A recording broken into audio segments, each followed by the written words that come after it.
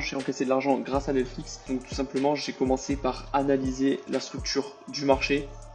Ici, on pouvait voir qu'en daily, il y a eu un retournement de tendance, tout simplement parce qu'on a cassé plus de 2 fois un lot, ce qui fait qu'on a eu un inversement de tendance. Donc là, on était en tendance haussière, puisque les hauts étaient de plus en plus hauts et les bas étaient de plus en plus hauts aussi.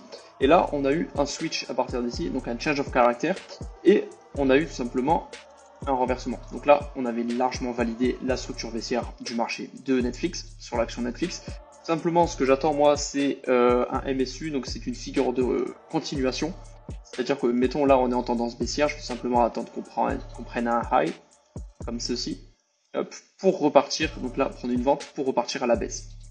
Donc ce que j'ai attendu sur Netflix, c'est tout simplement qu'on revienne dans le daily, donc comme ceci, hop, tac, et je vais attendre la même chose en 1 heure cette fois-ci. Donc là, on voit qu'on est toujours en tendance haussière.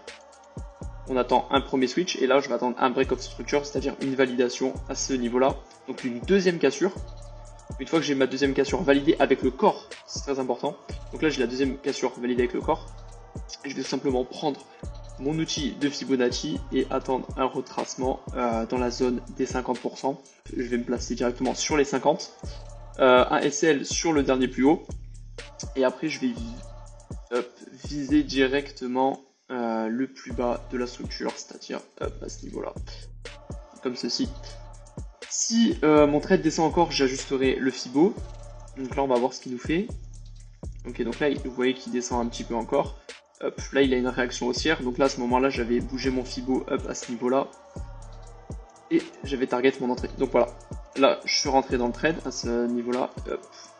Et puis, donc là, on a très bien réagi. Il y a eu les tarifs douaniers, il y a eu beaucoup de news qui ont fait que globalement le S&P 500 s'est cassé la gueule et donc Netflix a pu suivre assez rapidement. Voilà. Et donc GTP hier. Voilà. Donc un risque reward ratio de 8, ce qui fait que j'ai gagné en fait 8 fois mon risque tout simplement.